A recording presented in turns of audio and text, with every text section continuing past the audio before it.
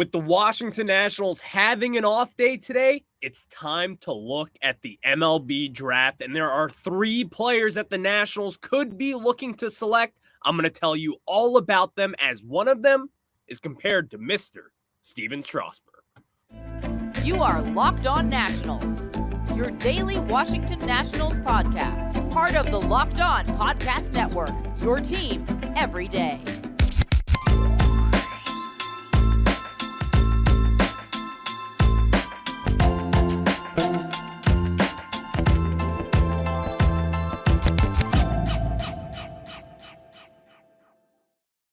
And today's episode is brought to you by Game Time. Download the Game Time app, create an account, and use code LOCKEDONMLB for $20 off your first purchase. Last-minute tickets, lowest price, always guaranteed with my friends over at Game Time. And thank you guys for making Locked On Nationals your first listen every day, as we are part of the Locked On Podcast Network, where you get your team every single day. And of course, if you guys haven't checked it out before, find me out on Twitter at RyanClary11. Check out the show at LO_Nationals over on Twitter, and subscribe at Locked On Nationals on YouTube. And wherever you get your podcasts, we are available for you. And of course, we're going to get into all of the new news with the MLB Draft, because let's look at the past first, because we're going to discuss 3 prospects who, in my mind, are the heavy favorites to actually be the Nationals selection at number 2 overall in the 2023 draft. I'm going to give you guys 3 of those guys to start in the second segment. Lastly, I'm going to tell you who I believe the Nationals should select as of May 11th, 2023. But first, let's start by just looking at what Mike Rizzo really wants in a draft. And I've got the list of first rounders really under the Mike Rizzo era. Let's look back at 2009, when the Nationals took Steven Strasburg number 1 overall. I said this earlier in the cold intro. There is a prospect that is similar and who is really being compared to Steven Strasburg coming out of college. Now, is he going to be Steven Strasburg? I'll answer that just a little bit later. But as we were saying, Steven Strasburg is kind of been the guy that Mike Rizzo has been looking to find over the years, as the Nationals continue to take right-handed pitchers who really throw up in the high 90s. And now a lot of people, a lot of scouts, a lot of directors, all these different people that funnel in this talent and create a big board, usually those guys are at the top, especially if you're a marquee prospect like a Steven Strasburg. Or before this offseason, a lot of people thought Chase Dollander, starting pitcher from the University of Tennessee, would be that guy, because he throws a high 90 fastball and he's got a ton of movement on his breaking pitches. But then you look at what he has also done. He's taken number 1 overall, Bryce Harper, back in 2010. We know how that went. Went pretty well, winning an MVP, and now winning a second MVP with the Philadelphia Phillies. In the past, he's also looked at guys like Anthony Rendon, cornerstone third baseman, big hit tool, power, and plays a very well-rounded defensive third base. These are guys that really check the boxes in multiple areas. They aren't guys who do one thing really well, from what I can see here. In these top 10 picks with Harper, Strasburg, Rendon, all these other different guys that the Nationals have selected over the years, they don't really have different catalogs when you're scouting them. And when Mike Rizzo, when he comes to make that selection at number 2 overall, I do believe that he's going to be looking at all these different areas, because there are multiple different guys right now who really kind of fit that mold under Mike Rizzo. Because Mike Rizzo, he likes the high 90s, right-handed, 6'6" frame, fastball kind of guy who's going to overpower you with that pitch. But he also likes the secondary pitches, like a changeup. Coming out of college, Steven Strasburg didn't really have that developed, tight changeup that we saw at the major league level almost immediately. And that's something that evolved over his career. There's a learning curve when it comes to that. Not only do you look at the on-field production, or for what Mike Rizzo has done over the years, he also looks at the character. Is this guy coachable? Is this someone that we can develop in the system? We've seen guys go lopsided in this farm system. For example, do you remember the University of Houston left-handed pitcher Seth Romero, taken 25th overall, who a lot of people thought would be a top 15 pick, if not a top 10 pick in that year, but he had off-field issues. He was even kicked off the University of Houston's team. That didn't check the character box that Mike Rizzo usually does, because the Nationals, they don't really deal with these character concerns that other teams may want to take that chance on. Mike Rizzo has kind of stayed clear of that. You never really hear about prospects having character issues inside the Nationals farm system. But then you look at other guys like a Mason Denneberg type, who is just a big project. As we start to kind of put this web together, you're starting to see a lot of different kind of guys that Mike Rizzo has usually selected over the years. But then, when looking at it in a simple one-way form, Mason Denneberg also kind of fit that mold of a home run or bust kind of guy.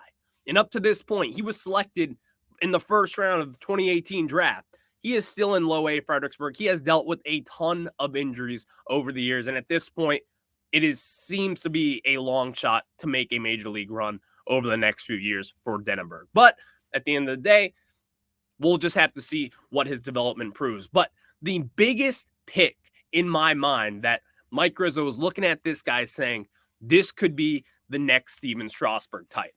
That is Jackson Rutledge, who, again, is in high A Wilmington right now. And he's pitching pretty well relatively for what a lot of people thought he could be, because he has that big 6'7" frame, a high fastball. At least at one point, he did have that high velocity fastball. But at this point in his production and what he has done, he hasn't really shown what a lot of people promised. So Mike Rizzo, over the years, I talk about this a lot.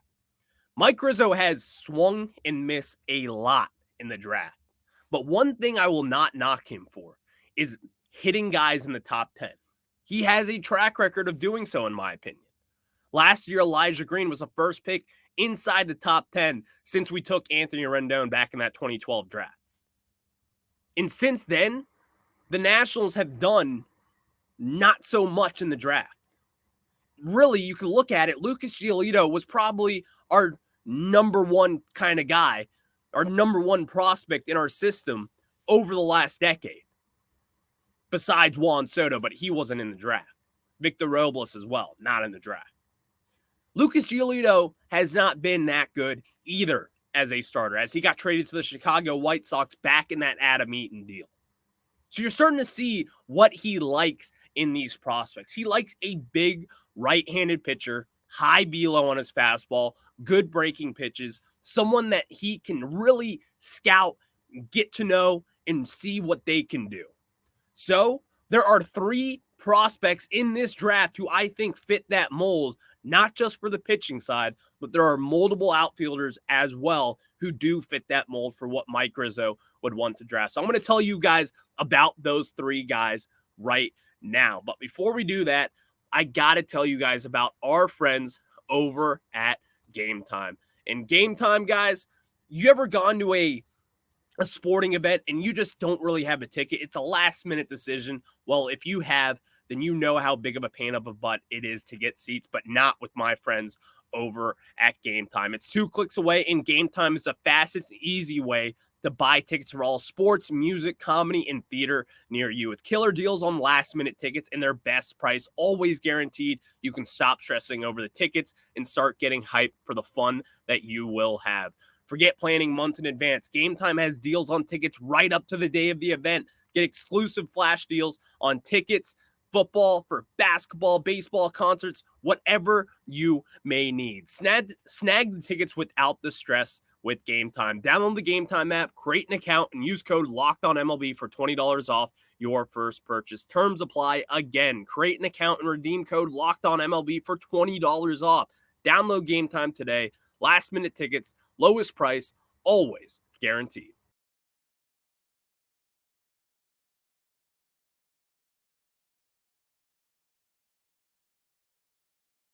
And now we get into the 3 prospects that the Nationals could be selecting with that number 2 overall pick in the 2023 MLB Draft. And here's the number 1 overall prospect that if the Nationals can select this guy, they absolutely should.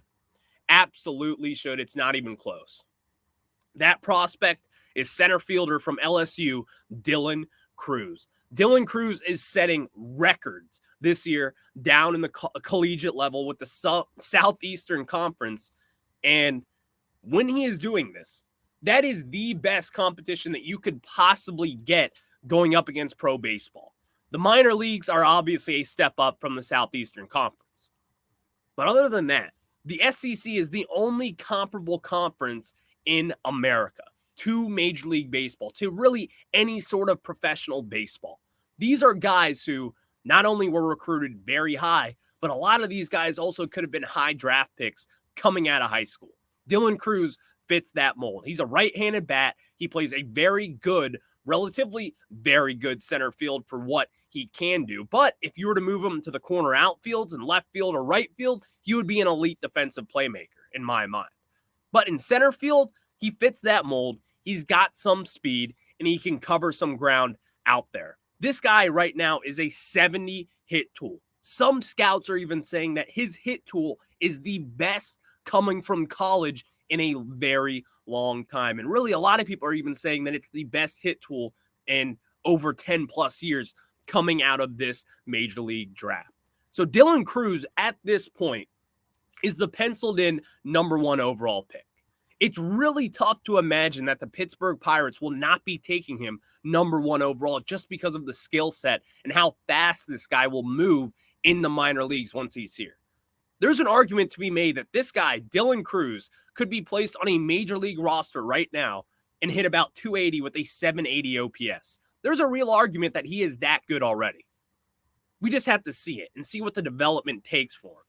Because either 3 of these guys that I will be talking about, it's not going to be that long of a development.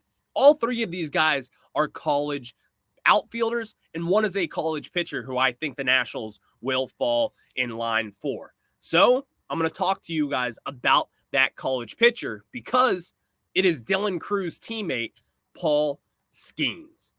Paul Skenes has kind of been this revolutionary guy in the 2023 college season. Not a lot of people knew his name. A lot of people knew what he could do because he was a two-way player for the last few years over at the Air Force Academy in Colorado Springs. He transferred to LSU this year, the age of 20 years old. He's 6'6". He's a right-handed pitcher, big frame, young, and also he is a loud mouth on that mound, which I love. He is kind of a Max Scherzer type of pitcher out there. The energy that he brings, all these different things, the fastball, the slider, the changeup, the control, everything about Paul Skenes is really what has gotten him up to this point at the number 2 overall selection in many mocks. But I'm going to tell you guys about who I would select a little bit later on in this show. But Paul Skenes is someone right now on all scouting grades that you will see. He's got an 80 grade fastball. This is someone who sits in the high 90s. Someone who has touched 100 and 101 just a few times. But also not even to mention, this is his first full year as a full-time pitcher. He was a two-way player over the last few years at the Air Force Academy, and not only was he a great pitcher there, but he was a fantastic hitter, having over an 1,000 OPS. This guy is an elite baseball player. That is what we say. And in his first full season as a pitcher only, he is setting records, and he is on pace to break the strikeout record right now for college baseball. A lot of scouts have considered this guy to be the best pitching prospect since Steven Strasburg back when the Nationals took him number 1 overall in 2009. And the most impressive thing, in my opinion, back when Steven Strasburg was with San Diego State, what conference is that? That is the Mountain West Conference. Steven Strasburg was competing against a group of guys in that Mountain West Conference that were not even close to what the SEC is, especially today. Paul Skenes is dominating the best conference in all of baseball. What he has done this year is way more impressive than what Steven Strasburg did back at San Diego State. And it's really not even close. Now, some people may say that doesn't mean he will have instant success in the minor leagues and in the major leagues whenever he makes that jump. And you're right. But at the end of the day, how else will you be able to scout someone? How else will you be able to compare someone to Steven Strasburg, who at that point in time was probably the best college pitching prospect of all time? Well, they are comparing Paul Skenes to Steven Strasburg, and many of them are also saying that he is an even better option. Not a lot of people would take this guy if it weren't for the analytics surrounding pitching and everything that goes into drafting pitchers in that high round.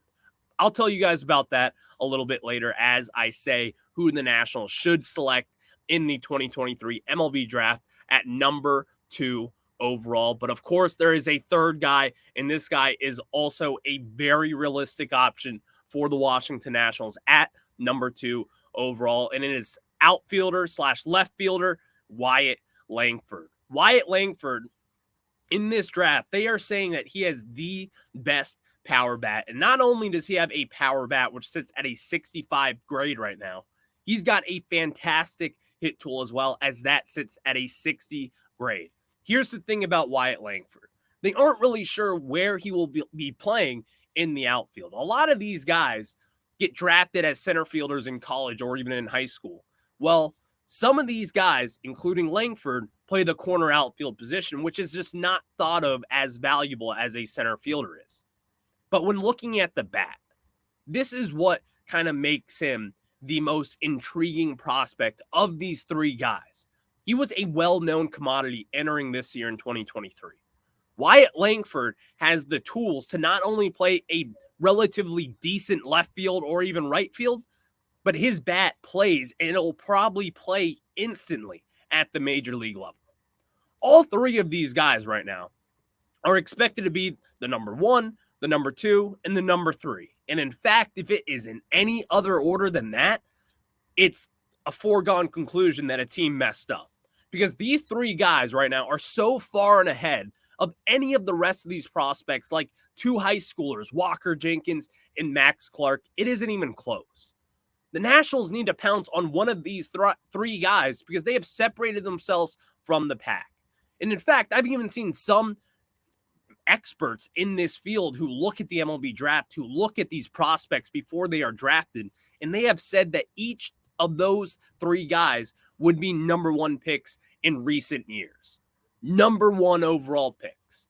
At this point, it's looking like Dyaln Crews will be that put in pen number 1 overall pick to the Pittsburgh Pirates. But in years past, we have seen the Pirates with the number 1 overall selection.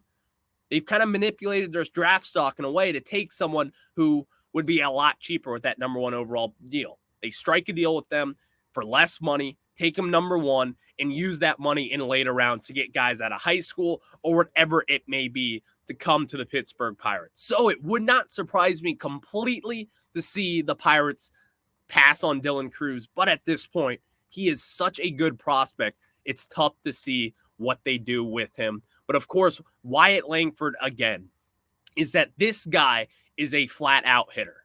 Kind of reminds me of the way that Anthony Rendon hit out of high school. He's a right-handed bat, or not out of high school, out of Rice University in Houston, Texas. Right-handed bat, someone who hits extra base hits, a ton of power, and way more power than Anthony Rendon, I may add. But he is just a well-rounded hitter. He doesn't really strike out that often. He's got the power. He's got the hit tool. He takes walks. All these different things, and the maturity in what he is doing at the University of Florida right now is something that we haven't really seen in quite some time, in my opinion. Because Wyatt Langford is certainly one of the more intriguing guys, in my opinion, in this draft. And I think he even could be the best hitter in this draft, even looking past Dyaln Crews, who is probably the most special hit tool that we have seen in quite some time. So now I'm going to tell you guys who I think the Nationals should select with the number 2 overall pick. And not only should they select this guy, but it really shouldn't even be close because of the following. I'm going to tell you guys about that. But before we do that, I have to tell you guys about our friends over at Sorare. And guys, Sorare is just such a fun, unique experience. I just love to tell you guys about this revolutionary fantasy baseball game and marketplace, transforming fans into owners with officially licensed digital cards featuring players from across all 30 MLB teams. And unlike other fantasy baseball platforms, Sorare managers truly own their fantasy experience, collecting, buying, selling, and competing with player cards against global opponents to win epic rewards. Win or lose, you still own your cards.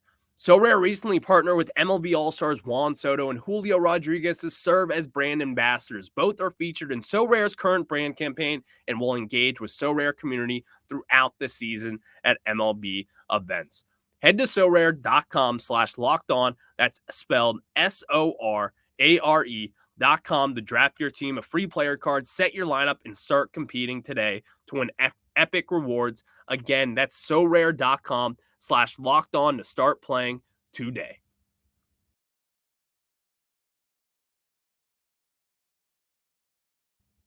And now, with the second overall pick in the 2023 MLB Draft, the Washington Nationals will be selecting right-handed pitcher from LSU, Paul Skenes.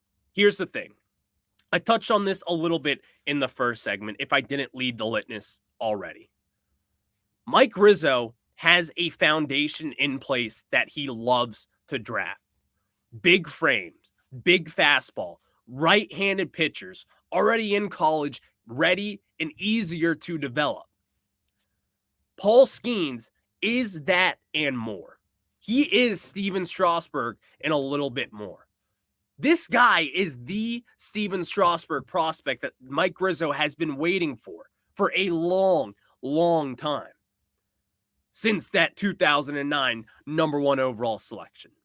Not a lot of people will love the Paul Skenes pick because analytics say that you should be going for a bat like Wyatt Langford or Dyaln Crews in the early top 5 selection of the draft. It's just easy. Pitchers, they get injured a lot. All these injuries that we have seen with Steven Strasburg, Garrett Cole, not even as much as Steven Strasburg, but you see guys, there's a lot of wear and tear on this. But I say, not so fast. Paul Skenes doesn't really have the track record as Steven Strasburg because of the two-way player that he was over the first few years at the Air Force Academy. Now, going to LSU, he's their Friday night starter, aka their ace, and he has done so in unbelievable fashion. Paul Skenes this year, I can't say it enough. This guy has separated himself from the pack so much so that over the winter, people were saying that the right-handed pitcher Chase Dollander from the University of Tennessee, people were comparing him to Steven Strasburg, saying that he's the best college prospect since Strauss. But no, Paul Skenes has come out of nowhere, kind of.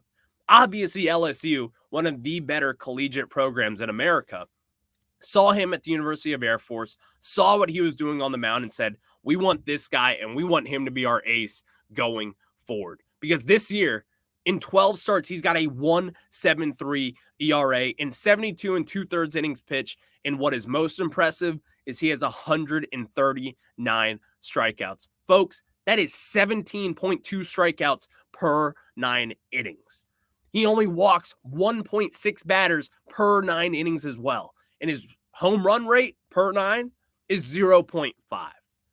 This guy is putting up numbers that we just simply haven't seen in a long time. And oh, not to mention, in those 72 2/3 innings pitched, he's only yielded 43 hits and 13 walks. This guy is better than Steven Strasburg coming out of college. He is going to be a quicker mover in the minor leagues than a Steven Strasburg. But the question is, do you want to pass on a bat like Wyatt Langford for it? And if you're telling me, because I'm not the one scouting this guy, I'm not the one saying he's Steven Strasburg. I'm looking at professionals who do this, Jim Callis or a Keith Law from The Athletic. These are the guys that are giving him Steven Strasburg comparisons. And oh, they're also the guys saying that he's better than Steven Strasburg. But the draft is so different than what it was just 10 to 15 years ago that people kind of get scared away from pitchers, as we've seen in the years past with Leiter falling a little bit and with Rocca falling a little bit. Not Rocca, but you get what I'm saying. Pitchers have kind of lost value in the draft over the years. Is that due to Steven Strasburg? No. It's just the way that analytics control baseball nowadays, and they believe that a big bat is a much better risk to take in that top 5 selection. So a lot of people want Wyatt Langford. And if they were to choose Wyatt Langford over a Paul Skenes, no problem here, because that guy is also an impact player. But honing in on Paul Skenes, who is the likely selection for the Washington Nationals, this guy is going to be in the major leagues by 2024. By most likely, just from what I think and what I believe, if the Nationals are competitive next year, which I think they could be, you could see Skenes at the end of 2024. He wouldn't be able to pitch the rest of this season after completing a full collegiate season. He will not be seeing any rookie ball or Fredericksburg this year. They're going to give him all that time to rest and really get into the offseason, get healthy, get in the lab, and see what they can do with him. Because what Paul Skenes does, you haven't really seen a pitcher that is this developed the way that Skenes is. Having an 80 grade fastball, which, oh, by the way, is the highest grade that you can give someone, and they don't just hand those out to any average Joe. It's an 80 grade fastball. That is 100% on a test. An 80 grade fastball. How many times do I have to say that? And then his slider is a 70 grade fastball, which is typically where you see, that's where you talk about elite pitches. Well, his fastball is the elite of the elite. His slider is also elite. Now, this is where the trouble kind of comes in for him. He doesn't necessarily have a third pitch developed yet, but you give him the benefit of the doubt. This guy was a two-way player at Air Force. It's his first year of pitching and just pitching. He doesn't have to worry about going out there and getting 4 at-bats. He doesn't have to worry about getting a bases clearing double, which he did plenty at the University of Air Force. He is just getting started of what he could be. And oh, not to mention, Paul Skenes is probably going to lead his team to the College World Series this year, alongside with Dyaln Crews. I think Dyaln Crews has to go number 1 to the Pittsburgh Pirates, and if they don't select him, throw Paul Skenes out the window. Dyaln Crews is the national selection going forward. But Paul Skenes, as it stands today, if he is there, and if Dyaln Crews goes number 1, it's really tough to say that not only the Nationals should select him, but it's also tough to say that Mike Rizzo would pass on Paul Skenes from what we have seen in years past. He's looking for that next Steven Strasburg. He wants that next Steven Strasburg. He wants that guy to take the head of the rotation moving forward and be that ace. I think we have it with Mackenzie Gore and Josiah Gray. But as we saw in 2019, what wins championships? It's pitching. It's Patrick Corbin coming out of the bullpen. All these different things. And imagine this rotation. Paul Skenes at the 1 spot. Mackenzie Gore in the 2 spot. Josiah Gray and the way that he has been pitching at the 3 spot. And then, oh, not to mention Cade Cavalli at the 4 spot. What are we doing? And then also if Jake Irvin, if this guy can prove to be a solid MLB pitcher, a starting pitcher, then you have a 5 spot with him. And then in next year, by the end of 2024, entering 2025, you have 5 guys right there who are under team control for a little while on your roster, ready to hit the postseason running. That is what I believe the Nationals will be doing in that number 2 hole. They will take pitcher Paul Skenes because Mike Rizzo cannot pass up on the prospect that he is. So thank you guys for making Locked On Nationals your first listen every day, as we are free and available wherever you get your podcast. Tomorrow, I'm going to look at the farm system. I talked a lot about the draft today, but I also want to talk about the farm system tomorrow as Dylan Lyle. I'm going to tell you about him and who I really see when talking about Dylan Lyle. I'll give you guys all of that information on tomorrow's show. But of course, Thank you guys for making Locked On Nationals your first listen, and shout out to the everydayers. If you guys made it through the whole way, I owe you